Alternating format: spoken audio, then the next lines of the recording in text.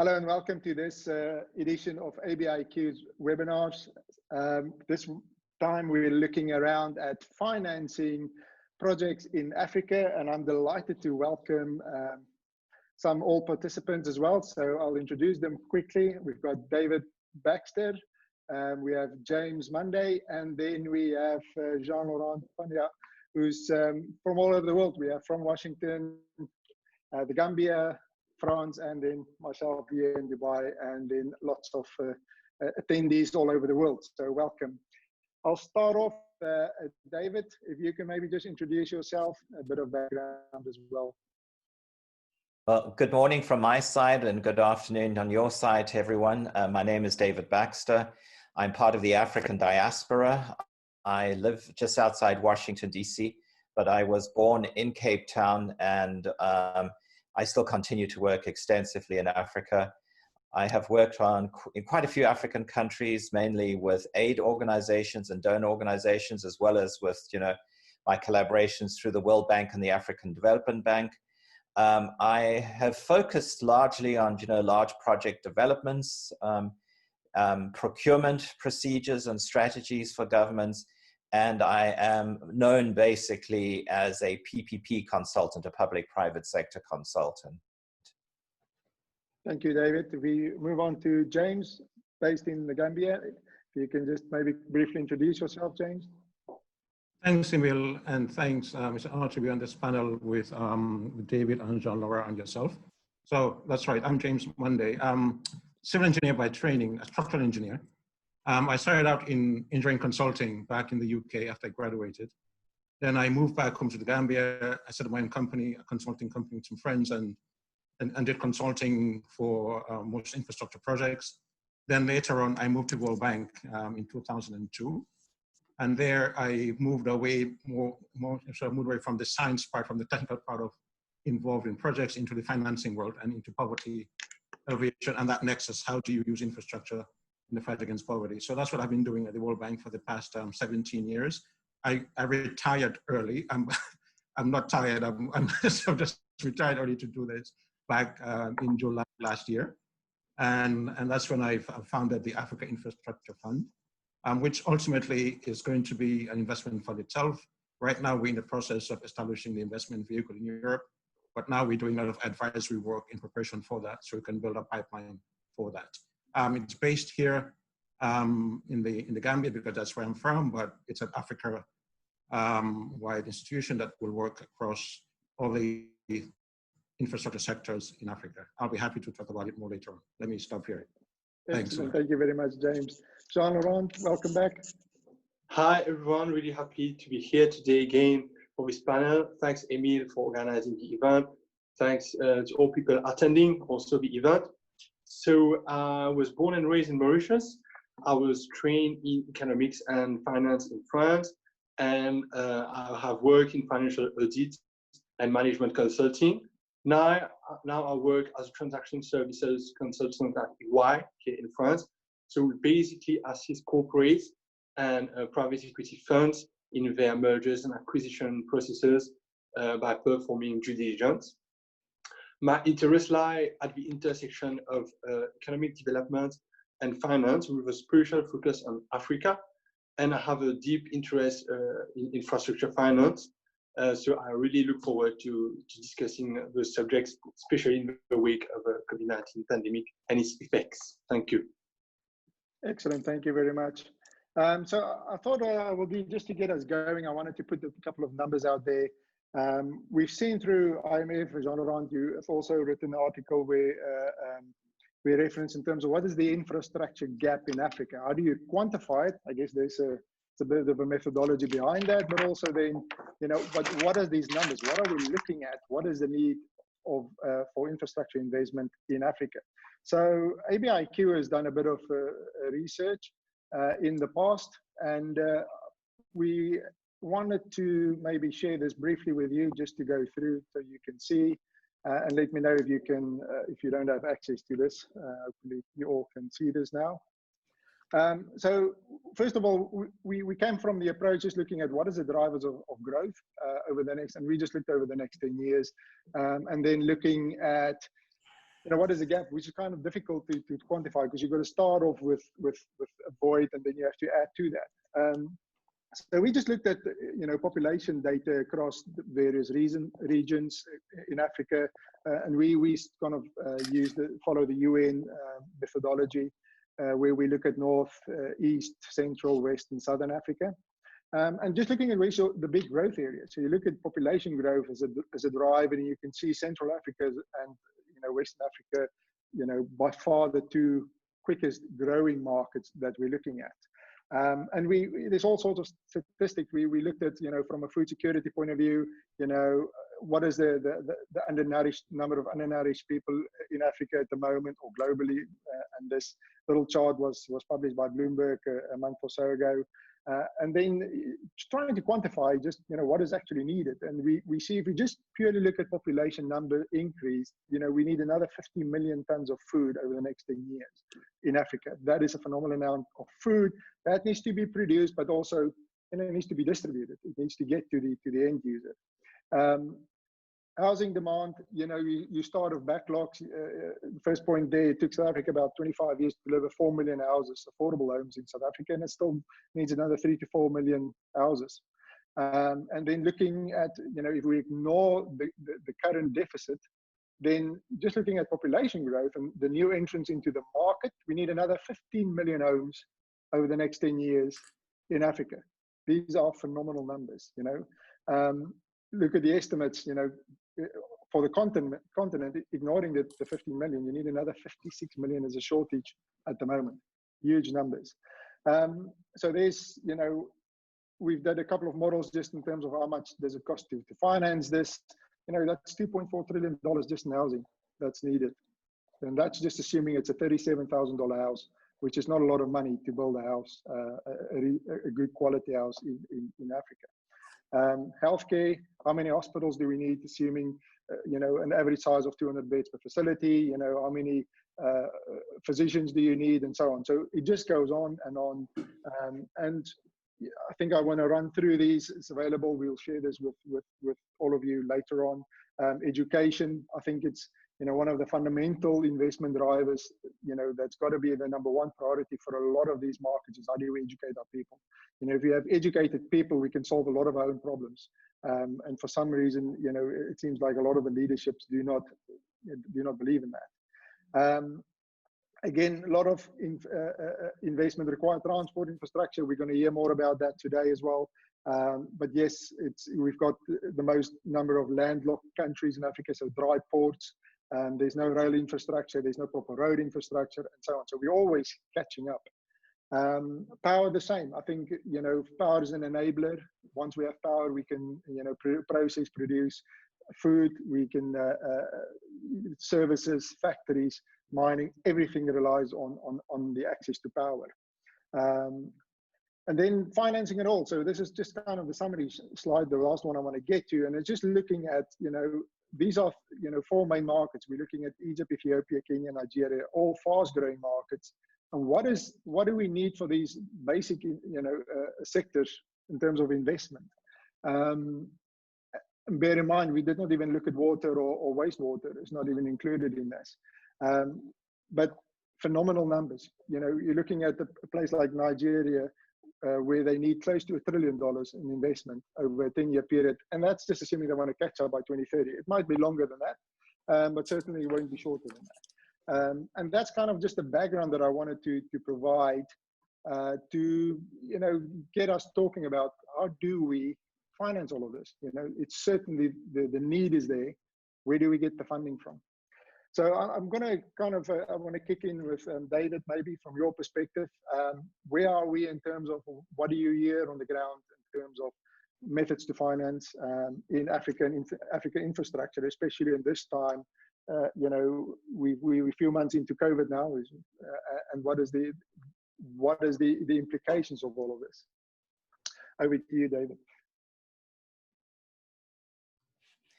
As a African and a member of the African diaspora, I have been rather concerned in my travels across Africa when you go to African countries, and this is all over the place. There's no specific African country, and you see derelict infrastructure and things that have been built and great dreams that have been, financed in the past that just haven't survived. And I often ask myself the question, why do we build so much and yet 60 to 60 years plus, let's say, after independence of almost every African country, we still haven't made that big leap forward. I wrote a blog recently and I just asked the question, where are the Singapores of Africa? We have the potential, we have the ability. And I think largely there's a number of reasons behind that. And that's, I think we've not examined sustainability well enough, so we get very excited about projects, but we don't look at whether they are sustainable. And the other area that has suffered is the area of resilience. And I think, what we really, really need to do as Africans is tell a good story. So that means if you're going to tell a good story, we've got to have successes. And we've got to have successful pilot projects. And for that to happen, we do have to complete feasibility studies. John was talking about, he does a lot of due diligence. It's critically important. And what we should be working on is looking at ways to make projects bankable. I think that's the critical term.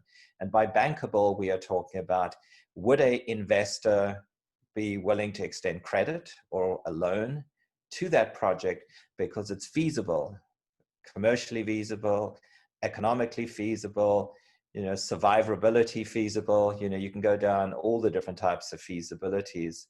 And I think what is important in that sense is that governments need to be very realistic and understand that if they want to attract investment, they are competing not only with other continents, but they're also competing with African countries. And you might have heard me say this before, but it's one of my favorite sayings, is that investors are not sentimental. They are really going to look for projects where they can make money. And that becomes a challenge because often people say, well, investors are just in it for the money. They are, I'm sure some who are, but we need to have a mindset change where we are looking at projects and are we in for it, not just for investment, but are we also interested in, looking for community improvement? And Emile pointed out, the sectors that are the most needy. Healthcare, in the post-pandemic period is going to be absolutely critical. Education, if you don't have an education workforce, you are going to have troubles. Transportation, I agree with you fully, Emile, where you talked about landlocked countries. Africa has the most landlocked countries. And these countries should not be held hostage by coastal countries because of political disagreements, lack of priorities, lack of cooperation. No, I think one of the things that is improving in Africa, and it's because I think African governments are becoming more pragmatic, is that they are more and more focused on improving the enabling environment. And if you don't have a good enabling environment, why would you invest there? And what African countries need to realize that, as long as their neighbor, for example, has an enabling environment that's better than theirs, investors are going to go there. So I'm not saying that African countries should compete against one another, but they should really focus on creating sort of a Pan-African enabling environment, where it doesn't matter where you're going, especially if you're looking at projects that are transnational projects. And these tend to be, the large power projects, the large transportation corridors that everyone's looking at. And unless we, find out ways to enable this across boundaries, we are going to be very limited. I'll talk a little bit about public-private partnerships. As African countries, as other governments around the world and other countries are also discovering, there's an enormous funding gap. They do not have the funding due to limited revenues, taxation, for multiple reasons, to build the infrastructure that they need. And so public-private partnerships are becoming more and more common and more popular. But again, in a partnership like this, where you are going to form a partnership with between the public and the private sector and introduce financing, outside financing, you've got to create again the environment for longevity, bankability, etc. PPPs are challenging because they are 20 to 30 to even 40 years in duration. And so the chances for failure, the chances for things to go wrong are very, very extensive. if they're not well structured, if they're not well thought out, and if they're not well planned. I did a survey 2 months ago where I reached out to PPP practitioners all over the world, and I asked them, about their opinions, ideas on PPPs in the post-COVID period. And I asked them, what are the biggest challenges? To me, they said was basically government capacity, and that's important. So governments really need to work on improving their capacity to implement these schemes. They're also talking about the lack of understanding of what public-private partnerships really are. So, not only are you going to have to improve the institutions, but you're going to have to improve the practitioners' understanding of public-private partnerships. First of all, it's important to note that they're not privatization. A lot of people say they are privatization, and then governments get uptight about it. In a good, well-structured PPP agreement, the infrastructure always reverts back to the government. So it's a good way for an investment, to get the public sector to pay for it, to get them to operate it, to give you a service that you couldn't perform or provide yourself. And yet at the end, the government still owns that infrastructure.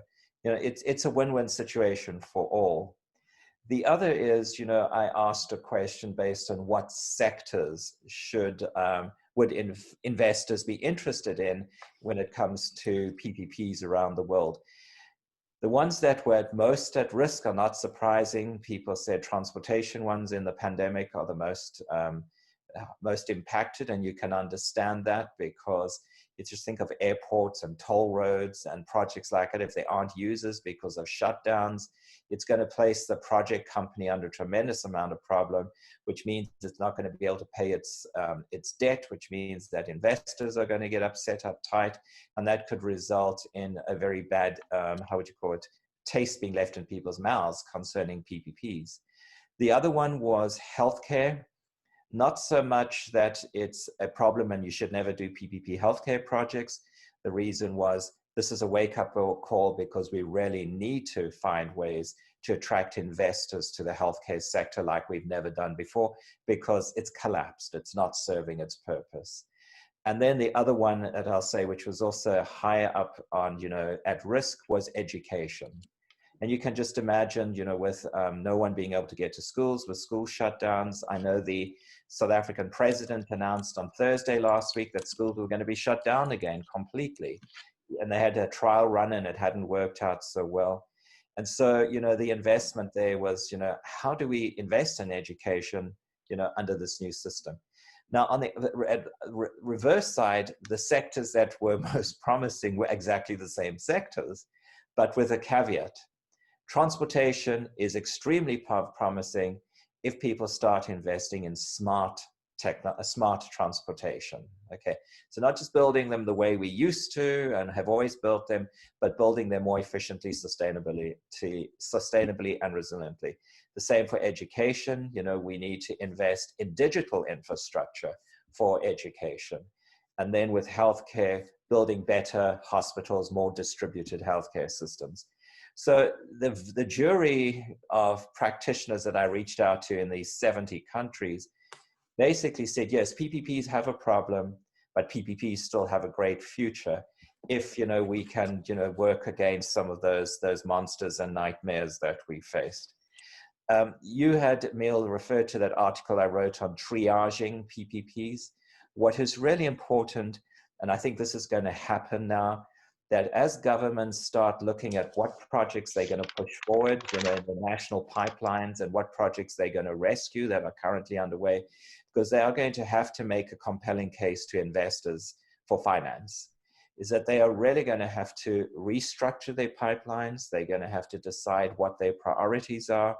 I think the time of white elephant projects or prestige projects globally, and I would say the same in Africa, has run out. You can't build these fancy sports stadiums and conference centers and museums when people need the basics. So I think there's going to be a swing away from that. In the long term, I was very intrigued to see that many financial experts indicated to me that the appetite also for mega projects might go away, and people will start being interested in mid-level or mid-sized projects, which bodes well for Africa because the financing that's needed for an African project versus a project in New York is different. So investors might look at these mid-sized projects. There's a project in New York City to build, I think, 1 mile of subway, and it's going to cost $4 billion for 1 mile. Just think of an African situation, how far $4 billion could go on projects.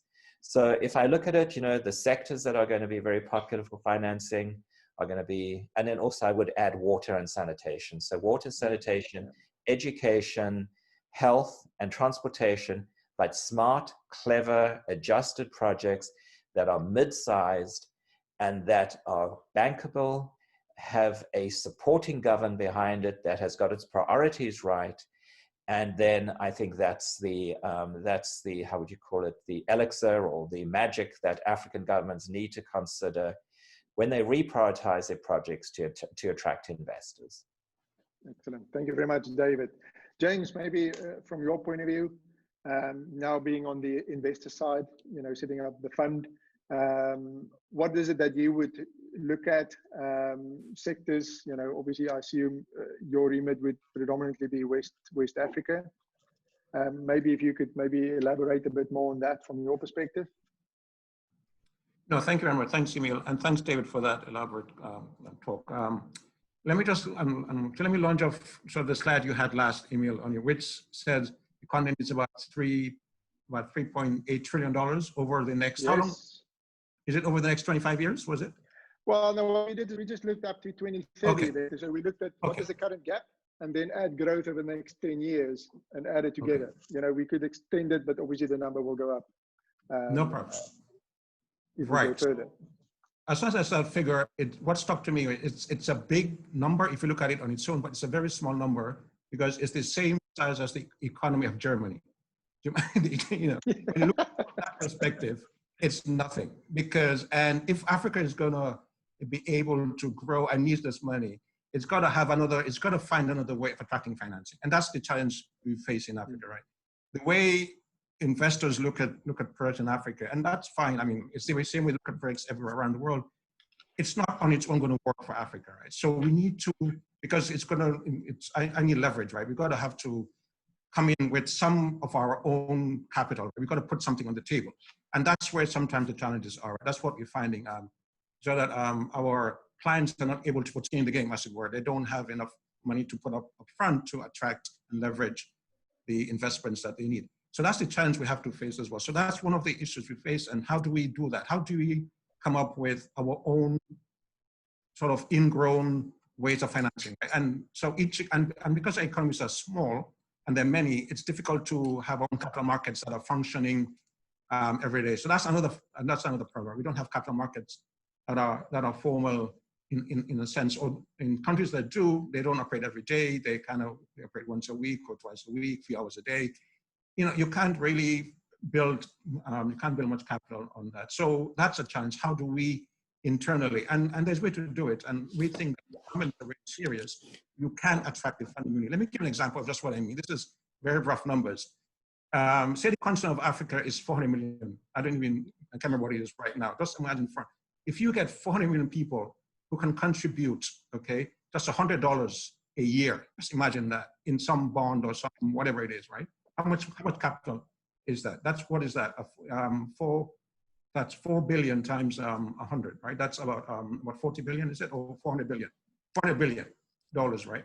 If you can bridge that sort of money, you can do stuff. You can use it in projects that can then attract international capital. So that's one way of looking at it. How do we do it? The other thing is that we find this. It's how do we not use a foreign currency in our investments, right? How do we not do that? That's another that we face, right? Why do we always have to use foreign? I mean, because the investors are coming predominantly from the West. That capital has to be, so it's got to go back. Yeah, it's got to go back. So that's a big risk for us. And again, how do we do that? How do we look at because it's also due to sort of importing a lot of the goods we need. That's why we need foreign capital, right? It's to pay for the goods and also to pay for the services. Sometimes the services are imported. So understand, how do we address those things? So what I'm trying to say is it's going to take if Africa is going to, if we go along the same track we're going now, Africa will never develop in my lifetime. I'm 54, right? So, I mean, I see my till 80. That, you know, it's, we're still, when I look, you know, sort of in front, say about 30 years, I see in some countries, some progress. In many countries like my own, I doubt whether it will be a lot different from what it is now, but I hope it will be. And unless we have some radical change in how infrastructure is financed, if we rely on the existing system where we try to attract, and it's true, right? It's important we do everything that was said by David, right? We've got to make them attractive, got to address all the risks, we've got all the stuff we do, but that can be done in a short time. Every country has its own challenges, the issues of borders, which are big issues. How do you address that? How to address the tariffs across borders? These are political issues that take time to address. And that's what I keep saying to our political leaders. You don't have time. And that's one of the reasons why I set up this fund, is to come in with a different approach. It's to understand the existing approach that there is right now, which isn't really working for Africa, to understand that, use it as best it can, but to come in with, if you like, a gap closing initiative or measure that can really help us move the dial in the way that we want to see it. And because if we just come in as an ordinary fund, we're not going to, it's going to be any different from the existing funds that exist. We want to come in and work in countries that are really poor countries, but they're only poor in terms of incomes of people. But when you look at the resources and the capital, the human capital that there is, the social there is, they're quite rich. So how do you work in those countries? But of course, the Sierra Leones, the Guinea-Bissaus, the Gambias, the Senegals, you know, you can move across the entire continent and name 50% of the countries that are in that category where they're kind of risky for investors. Investors will not come in there in any big numbers, but you have huge needs in those. So our strategy is to build a sort of a knowledge-based understanding, and how do we function in those environments so that we can attract private capital. And the way to do it is to risk a lot of it by saying to the people in those countries, you can contribute in a way. I mean, how do you contribute? How do you risk these investments? How the politicians help us? How do you address also issues of, you know, it's a big C word, right? These countries are very corrupt. How do you address those issues? Even if investors from the West, African investors themselves are very concerned about corruption in this, because is a project being marketed, being promoted because it's commercially viable, or has somebody put something on the table? That's why, you know, and numbers have changed, right, to make it marketable. So those things are of great concern to even us that are based here. How do we address those issues? So there are many, many, many challenges that we see. This $8 trillion, it's really small potatoes when you think about it. It's what I say, size of Germany's economy, and you see the continent in terms of population. How do we, if the political, say, sort of institutions like the EU and all the regional bodies get together and really come up with a sort of a mechanism, a framework where you can build and attract own capital from within the continent, I think you could easily get this number, even more than this, coming in on a yearly basis, because Africa's a rich continent in terms of resources, in terms of all the social capital, human capital, and all that, right? So let me hand over to Jean-Laurent and stuff. I could go on and talk about sort of the specific issues we see, but let me hand over to Jean. I'll come back later. Thanks. Well, I totally agree with you, Jen. Just as a comment, I mean, we put out the number of $3.7 trillion, but you know, if you read the note above, you know, it's 10% of its annual GDP of the continent's annual GDP per year. You know, it's not unmanageable. But thank you very much for that, Jean-Laurent. This is right down your field, because I know you've written an article about how can we access, where can we get this money, and I'm quite keen to hear more about that. Sure. So first thing, so about the current state of affairs with respect to financing infrastructure, I will break it down in two parts: the resources and then the users. So in the article that I have co-written with Thibaut Favier, who is my co-author, we have found that the average annual funding between 2013 and 2017 was $77 billion a year. So there was actually a momentum to finance those infrastructures, and we know that there are various estimations, but one figure that we have in mind is that to finance the infrastructure gap for the next 20 years, the amount will be 1.9 trillion. And as you mentioned, as James mentioned, these amounts are really peanuts if we compare it with the GDP of Germany or GDP of France.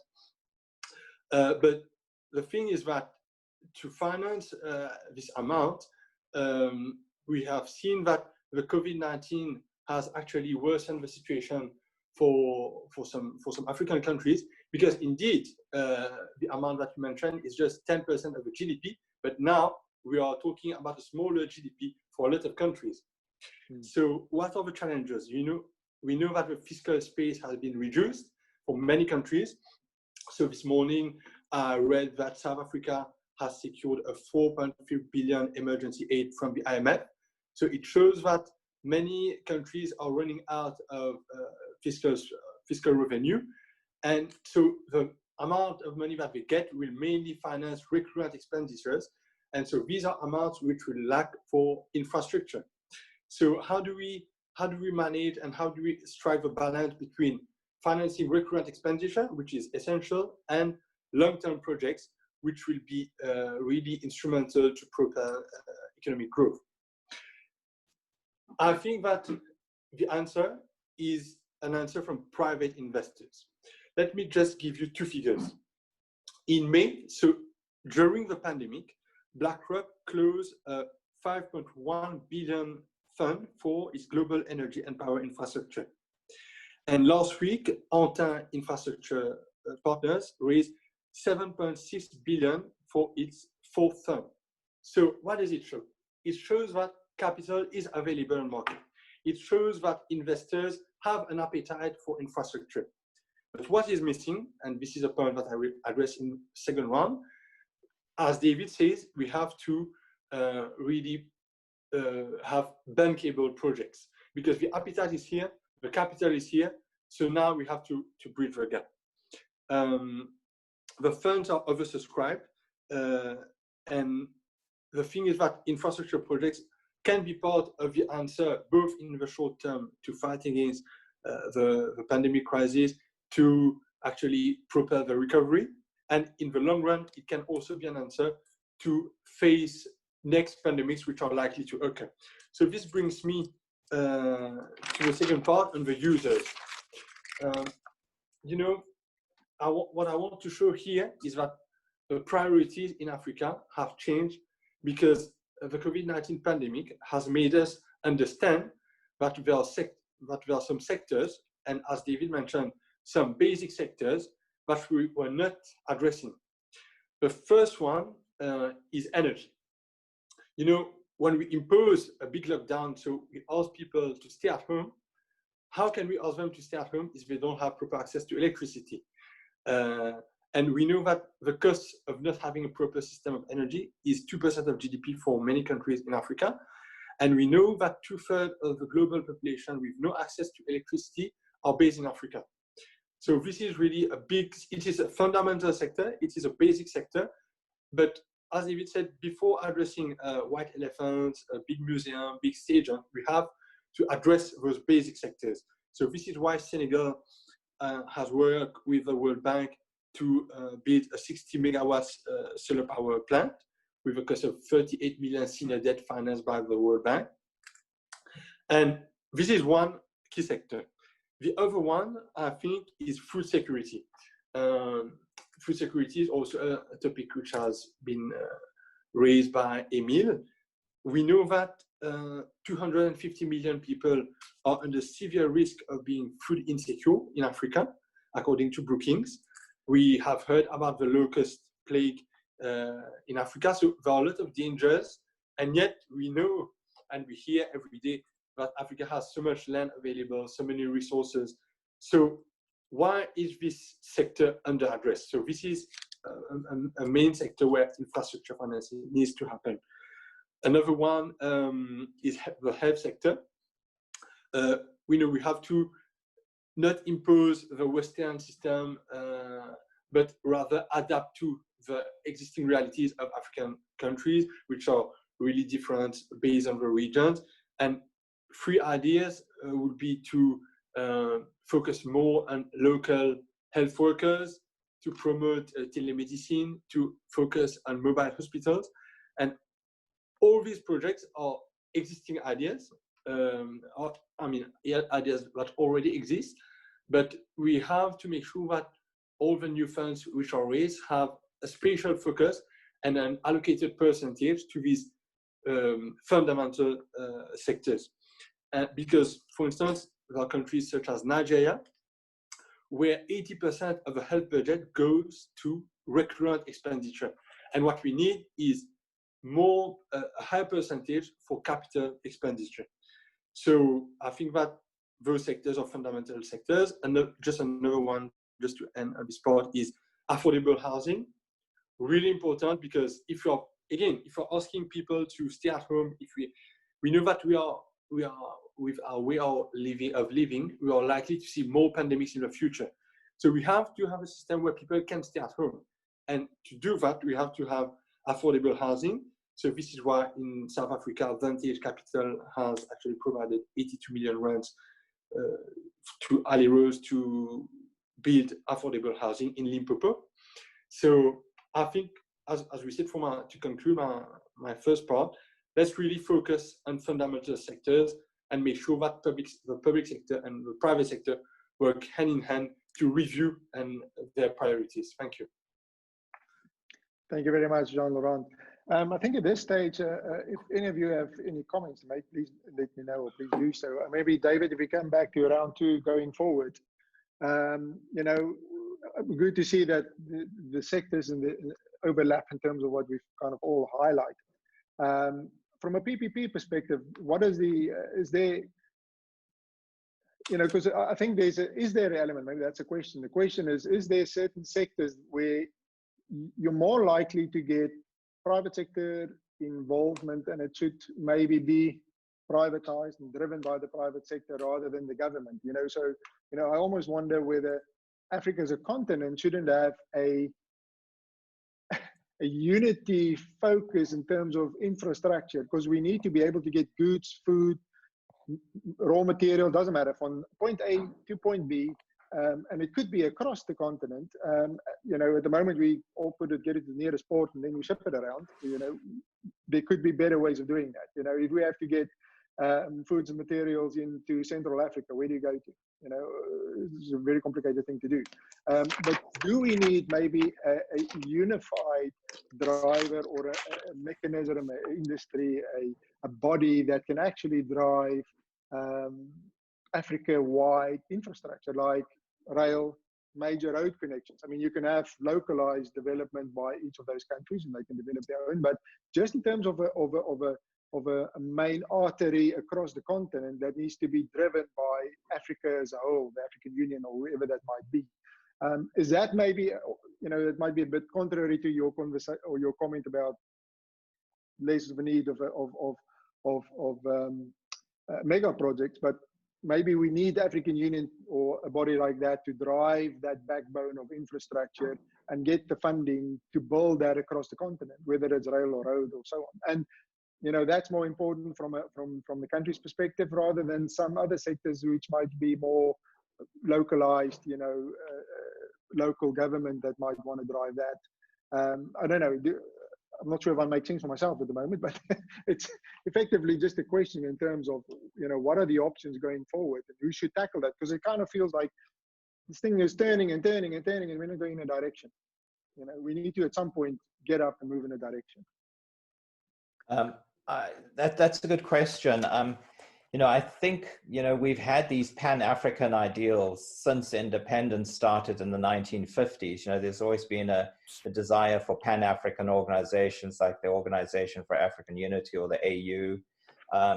There's ECOWAS in West Africa, for example, that is, encouraging transnational projects on that. I think there has to be a mind shift change, and maybe this is because governments are scrambling for resources and grabbing what they can. But, if countries could start thinking in blocks and start thinking about, if they do well and their neighbor does well, then things will go better. It doesn't help if one country develops an economy and it blooms and the neighbor is a disaster zone, because then what you happen is just you get stresses on both, because you're going to get migrant workers trying to go to the place where they can get work. It places stresses on everyone, and then both countries suffer. One loses its workforce, one has, then a large workforce that it cannot be, absorbed because there's people all over the place. What I think it was Jean had said early on, this whole idea of foreign currency risk is a big challenge. And, I think that we really need to start looking, and I firmly believe it, and I think James also touched on that, is on domestic investors. There's a lot of domestic money sitting around in countries that's not being used. Why invest in a project in dollars when you can do it in South African rands or Kenyan shillings or whatever? It takes that whole risk away.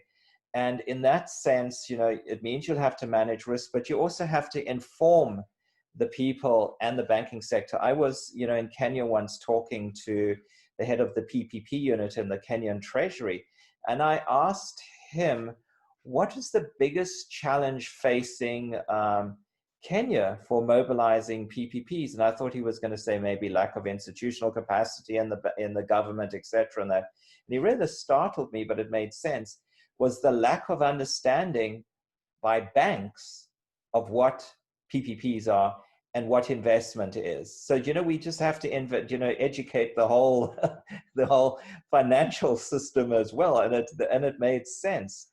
Types of projects to invest in, you'd ask that. And the other one is, a big source which is not being leveraged are pension funds. African countries have enormous pension funds, and they have to invest in it, but they sometimes invest overseas because they can't find something to invest in their own country. And that just seems to me totally ludicrous. Why not, if you're sitting on that pile of money, invest it in something in your own country? The type of projects, though, that I think are going to attract the more attention are those that are going to generate revenue.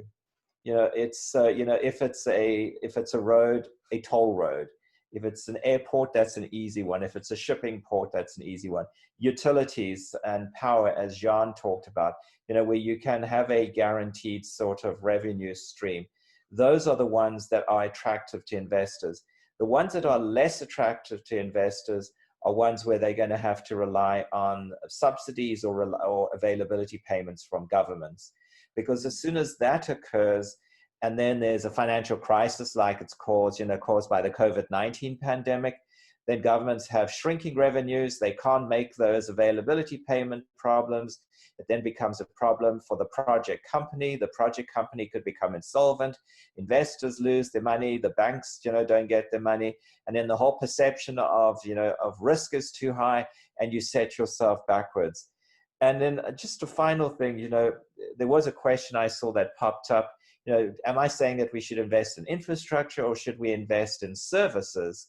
It's both, depending which one makes more sense.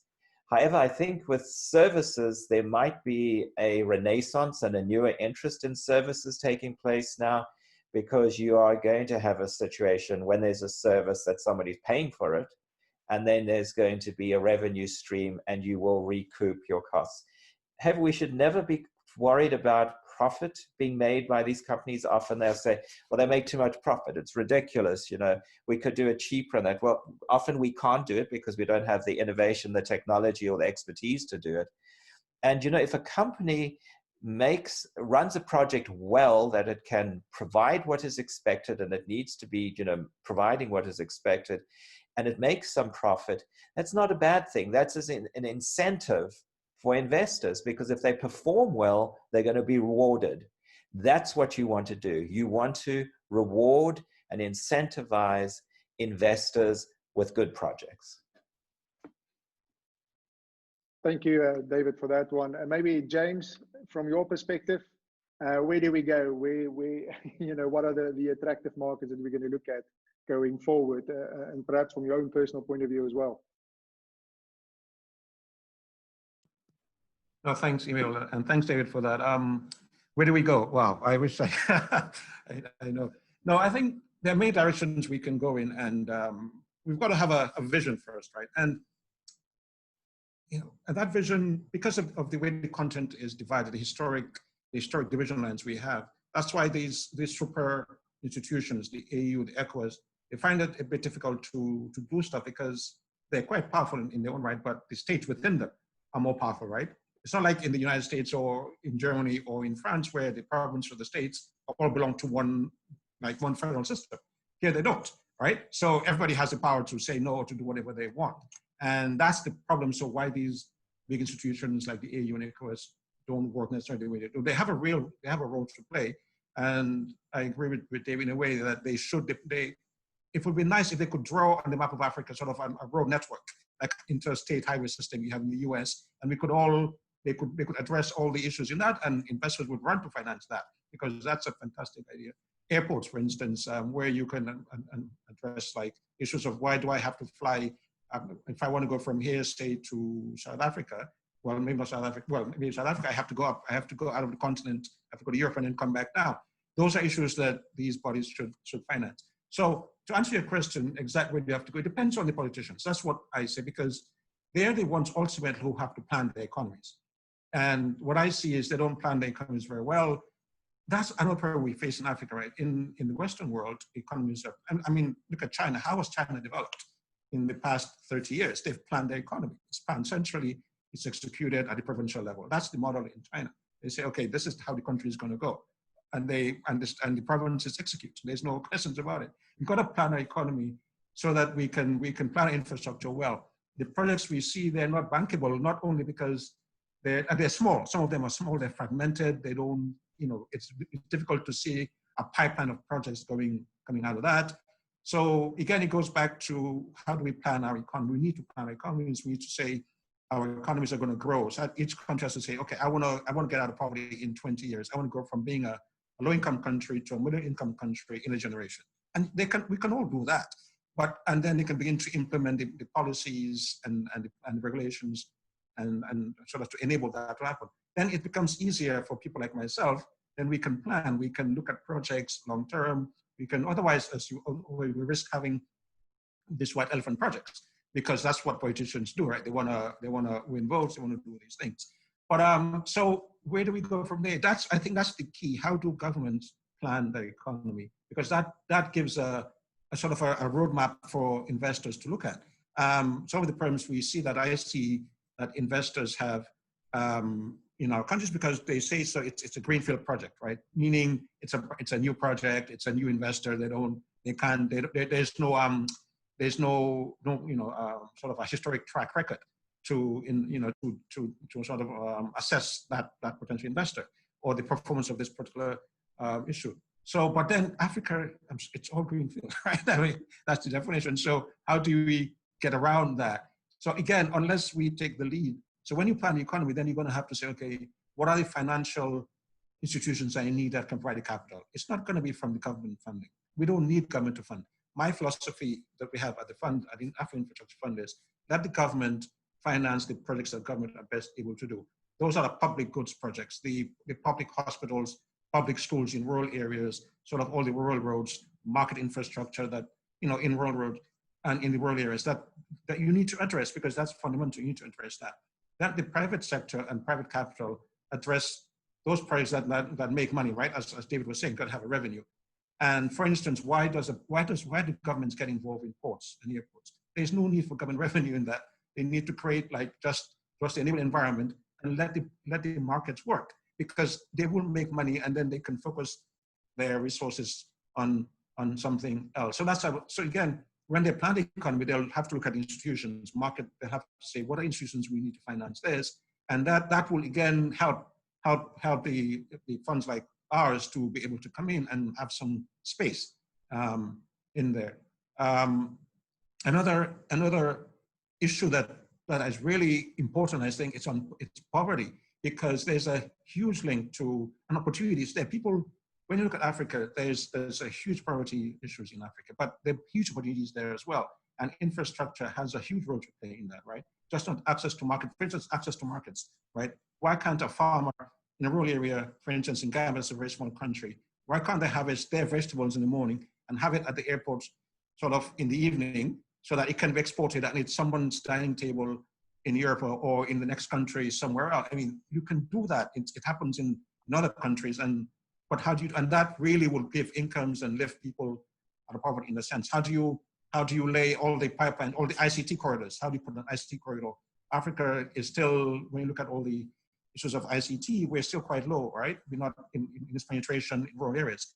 That's a huge opportunity for us. Everybody wants an iPhone. I mean, wants a smartphone, right? Wants an iPhone too, but smartphone generally, because I mean, so it's how do you leapfrog? How do you leapfrog development? So you need to put in place infrastructure for that. That's again planning. How do you? So for us, that's what is difficult for us to, as we go about in trying to establish our fund, investment vehicle, our pipeline, making it a credible pipeline, a pipeline that kind of can see, into the future, can, 10, 20 years into the future, can keep going. You need to see sort of these projects that are interconnected, that are well thought through, well planned. The government is looking at the policy issues as well, because investors are not, as I think what David said, absolutely right. They're not sentimental. They don't have anything against here. And they're just saying, it's too risky to invest my money here. I can make maybe the same money or slightly less, but I have more certainty in getting it back. And that's the decision they have to make. And that's what I'm saying is, then we need to convince them. It's not through just talk, it's by through the policy measures we take, is through what we bring to the table. We have to bring money to the table. That's key. No investor is going to fund at 100% a project, right? Their IP policy, their investment policy will probably, the risk management policy will stop them from investment, maybe more than 30%, 40%, right? So where's the other 70% coming from? Okay, you can bring in few investors, groups, 2 or 3, but then there's still a substantial gap there. How do you address the gap? And that money is there in the countries. People just don't put it together. Pension funds, as David was saying, again, that's a big challenge. Pension funds are controlled generally by the governments, right? So the governments are using it to finance their own projects, politics, and other stuff, not letting the boards that govern these pension funds to make smart investments. That's the thing. They see it as a cash cow and using it. And that's a huge problem, and it's a missed opportunity. So it's like a bit I'm swimming against the tide. If you're trying to swim and everybody's pushing against you by the policies, or they put a brick wall, it's very hard to make progress. So where should we go? We should work with governments, I think, to help them to at least address the barriers, right? Just please lower the barriers and reduce the barriers. There's a project I saw in Mozambique, I think it was about a few weeks ago, that attracted about $20 billion for a gas project. I think they're exporting it. It's from East Asian investors. That's really, I was pleased to see that. You need more of those type of investments, but you don't get many of those because those are hard to do. And also another thing we see that it takes a long time to close on these projects. Some projects, you've broken them for 5 or 6 years. And then by the time to that, some or more, or more, you don't, again, it's lack of planning, lack of capacity in government. The banks, yes, David mentioned the banks, a lot of the African banks, their balance sheet can't handle term lending. They just can't. They kind of just term loans that are quick, and it's all tied to security, right? I mean, basically, or it's better for them to invest in government treasuries. It's cheaper, they get better return, they kind of more guaranteed to get more money, so it's not that. So there are lots of issues. Infrastructure, for me, I think that's why we're in it. It's the way to go. It's the way to address poverty because of just the link between the two. It's just there. Everybody in homes. You mentioned homes. There's a huge need for homes. A lot of the poor people live in the areas that approach natural disasters. Like now, it's a rainy season across most of Africa along the equator. Many people have lost their homes. Many people's homes are flooded. And these are the poor people. And again, in the COVID times, they're not working. They have lost their income. So there's huge opportunities there for government to come in there and create the enabling environment for private capital to go in and provide homes again. But for that, you need government to come in with some subsidies in that area because there's no mortgage market at that low level of income anyway. You're not gonna, but you still need to. It's a trade-off, right? What I remember when I was working at the World Bank, I used to work on waste management, solid waste issues. I won't say the country, but one of the countries in East Asia I was working in, the government did not want to say, look, I'm not borrowing money, for for waste management, because this is something that important. This was about 15 years ago. But now they see waste. What we had to do was a study. I had to convince the Ministry of Finance to say, look, it's the cost of not having a waste management system in a country of over 200 million people, very, very urban. That cost is externalized out of the sector into the broader economy. The Ministry of Finance, here's what it will cost you. You'll have to pay more in healthcare. You'll have to pay far more in terms of their land that's polluted and cleaning up their land. In terms of water, in terms of cleaning up water.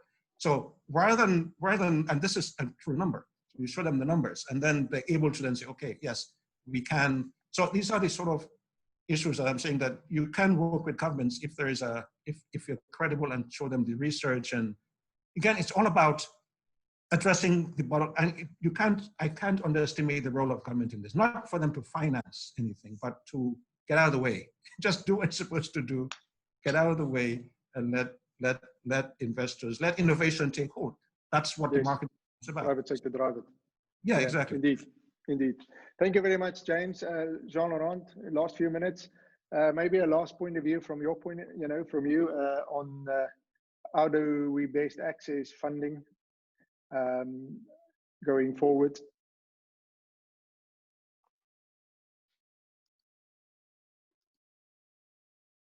Can you hear me? Yeah, there we go. Yes. So yes, Emile. So let me delve a bit about how to finance those projects, and so which financial instruments and financial innovations to use.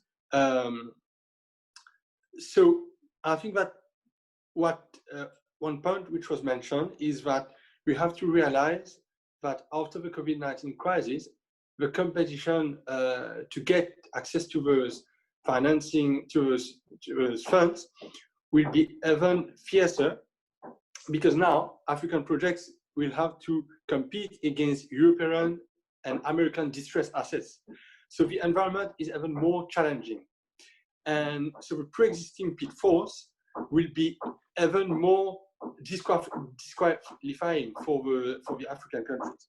So the major pitfalls are, and these are points which have, for most of them, already been mentioned: the currency risk due to volatility, the construction and operational risk due to defects and delay.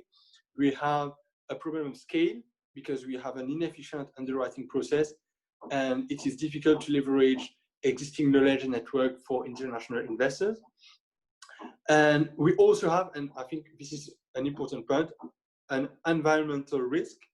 Because of natural disasters, some infrastructure which we are building today in 10 or 20 years can be in areas where we have droughts, where we have earthquakes. So this is really a risk which should not be underestimated. So how do we design financial instruments to address those risks? I think that one keyword which has been mentioned is proper planning. For instance, when we think about environmental risk, we have to make sure that at the state level, there is a proper planning where we select projects based on national interest, based on bankability, and not based on the political agenda and special interest.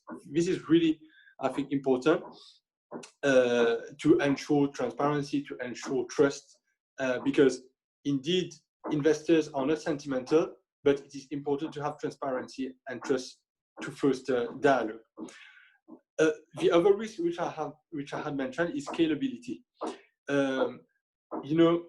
DFI, they should offer investors exposure to a pool of bankable projects, and there are already initiatives which exist. For instance, there is the MCPP, that is the Managed Co-Lending Portfolio Program, which is launched by the IFC, which is a global loan syndication platform where the IFC raises capital and invests through senior debt, and it offers investors benefits such as having access to the IFC pipeline, to the track record of the IFC, and also to streamline underwriting of the investment. Also, just really quickly, I know that we are running out of time. In terms of deepening the local markets, we have to make sure that we develop domestic currency, domestic instruments. For instance, there is Acorn Holdings, which issued the first Kenyan green bond. So these are really steps that we should follow. There are a number of other initiatives that we won't have the time to mention here, but a last point is that we have to bring expertise together. We have to make sure that we work with the best private equity funds, with the DFIs, and also with local developers. So we have to, when we build a project, make sure that we are teaming up with the best actors so as to increase the likelihood that the project is going to be bankable.